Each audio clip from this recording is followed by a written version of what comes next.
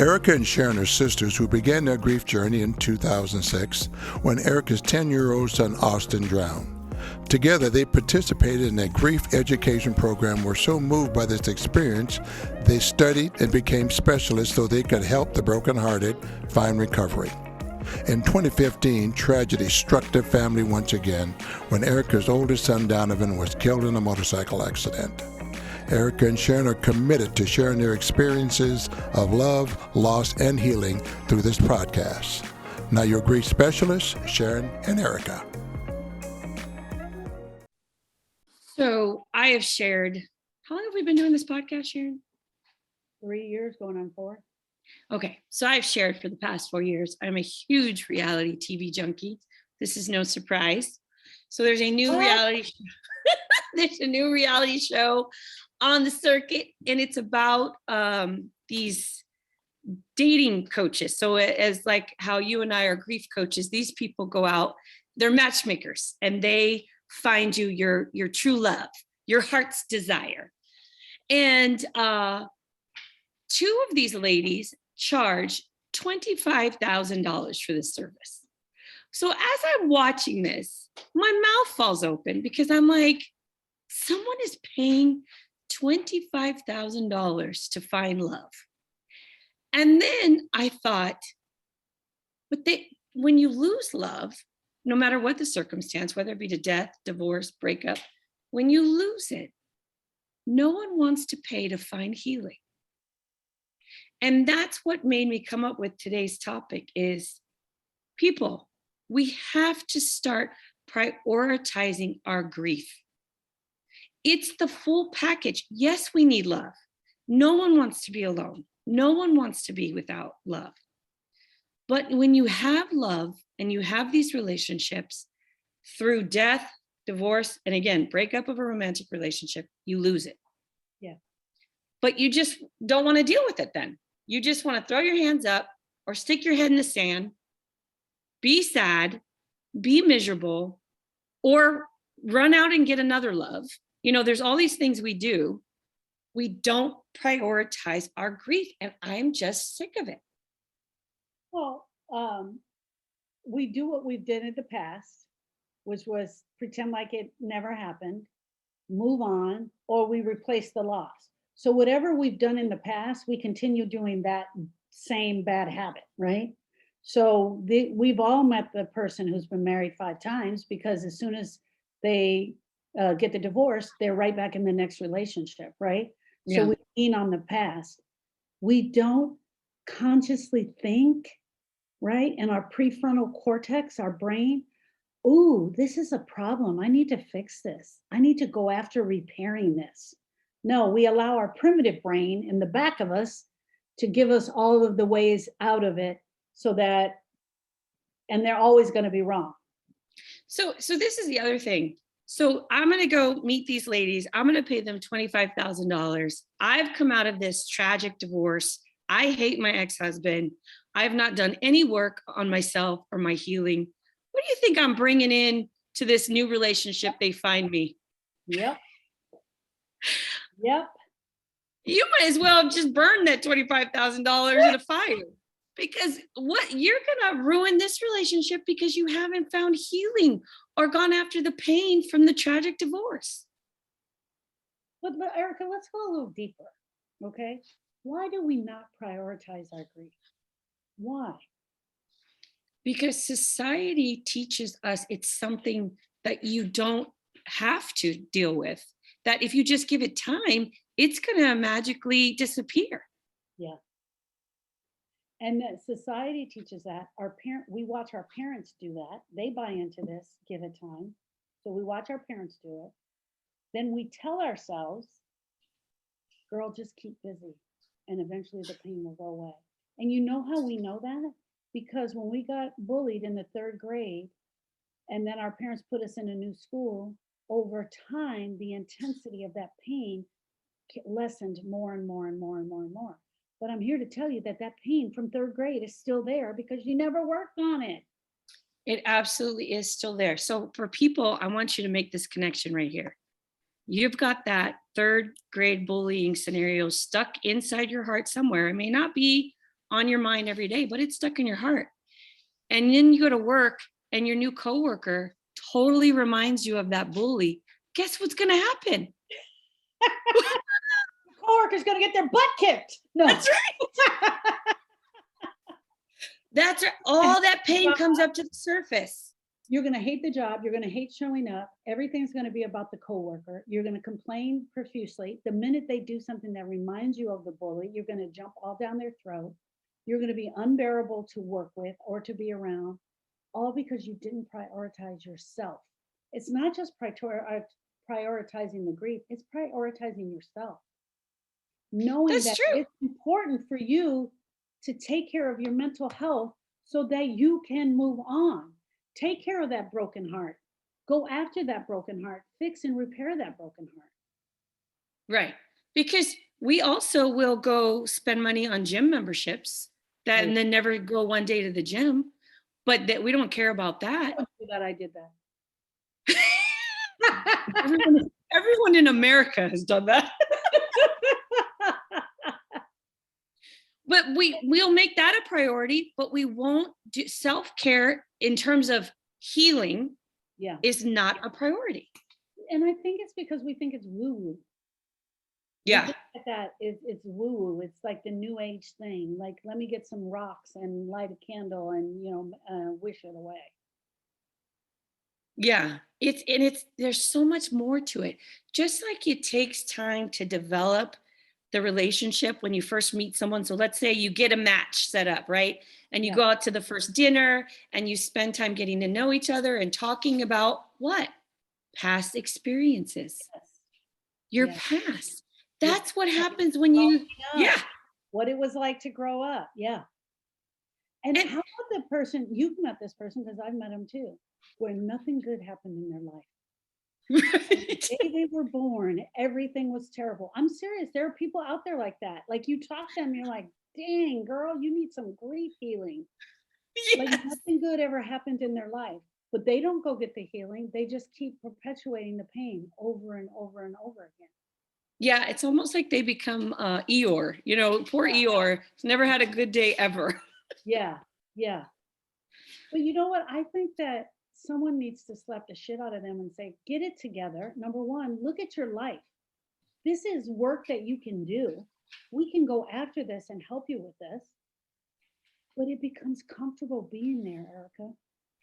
It becomes comfortable being Eeyore. Yeah.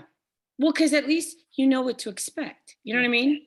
Yeah. The minute you let yourself have hopes and dreams and then you feel, you get disappointed again, then you go right back into that comfortable place of being miserable and sad. Being complete and going after your heart work is almost like being in the unknown because you're not really sure.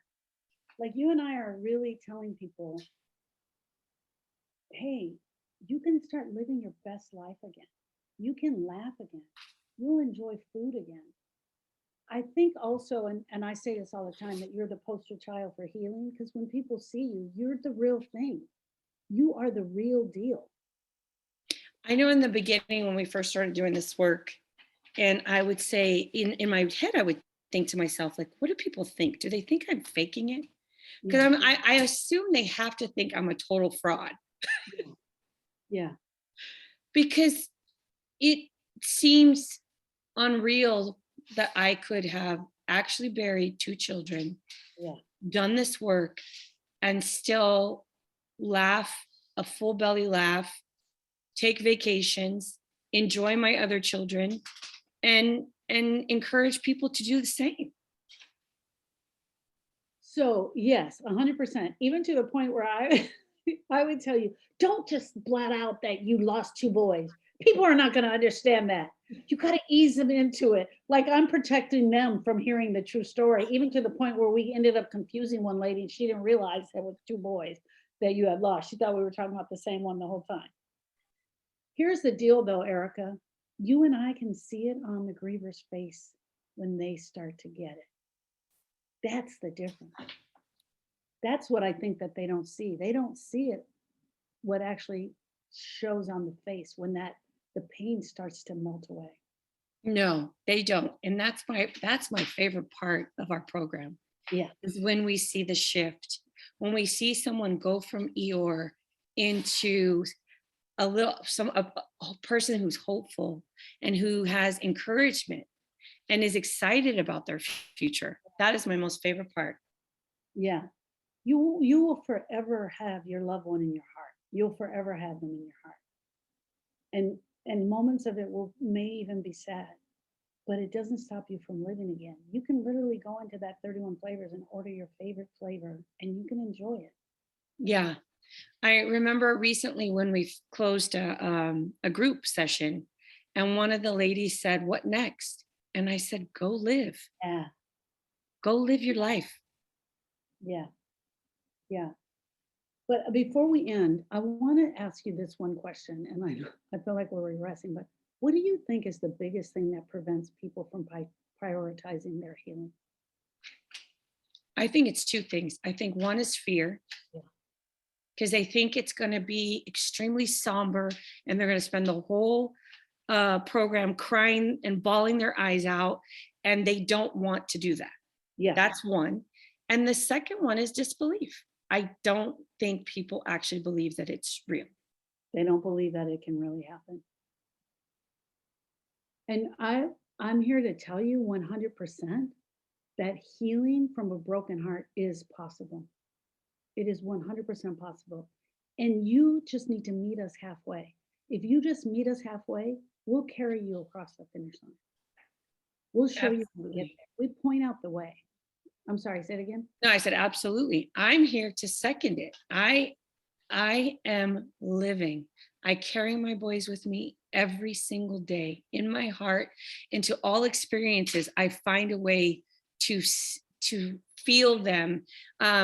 Recently, I went to a wedding in last month, and my napkin said "best day ever," and that was one of Austin's things. Austin, everything was the best ever, but everyone else's napkin said "today's the day." And no one will tell me that that was not a message from Austin. Yeah. I know it. I know it and I love it. And that's what I call little winks from heaven. When Yeah. you go after your pain, when you make it a priority, you get these beautiful winks from your loved ones and you learn to appreciate them. And my heart smiles when I get them. And I talk to them and I love them. My boys for sending me those messages. But when you're broken and you're sad, you cannot see the messages. Yeah. And Erica, even both of your experiences for healing were completely different. Completely. Even if I throw daddy in there, all three of the experiences were completely different. Your healing process was different. Yeah. And even though it took you longer with Donovan, was there ever a doubt in your mind that you weren't going to do it? In the very beginning, yes, because Yeah. I was Yeah. so Mhm. distraught and just angry in the very beginning. But as I got more and more in the depths of my despair, I knew I couldn't live there because it's not who I am. I'm not wired that way. Yeah. Yeah. And we've talked about this also, that some people get into the depths of that despair and that's where they want to live. Right. Yeah. And I think those are the Eeyores of the world. There's some people who just are comfortable in misery and disappointment and sadness. I am not one of those people. I don't know if people have noticed. So prioritizing your grief means that you're putting yourself first.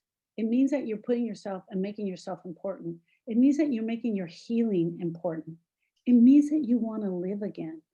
It also means that I love that boy so much that the most respectful thing that I can do for him is to grieve him properly. That when you come to grief healing, that's what you're saying. I love him so much, I have to do this right. Right. That's it. That is it. Our grief is our love.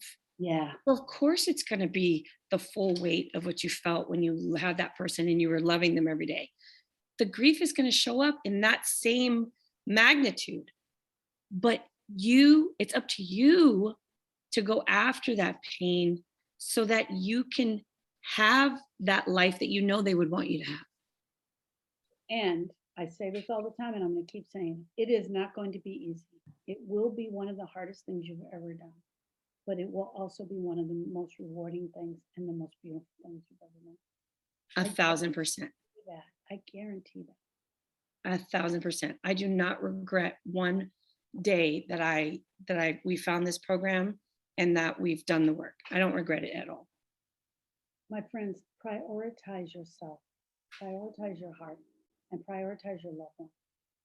You owe it to yourself. You truly do. You don't have to pay us $25,000 for us to help you heal. Well, maybe. I mean, we'll take it. We would gladly take it, but that's not what we're going to charge you. Oh my gosh, that was funny. All right, so we'll end it there on that note. Bye, friends. Bye, friends.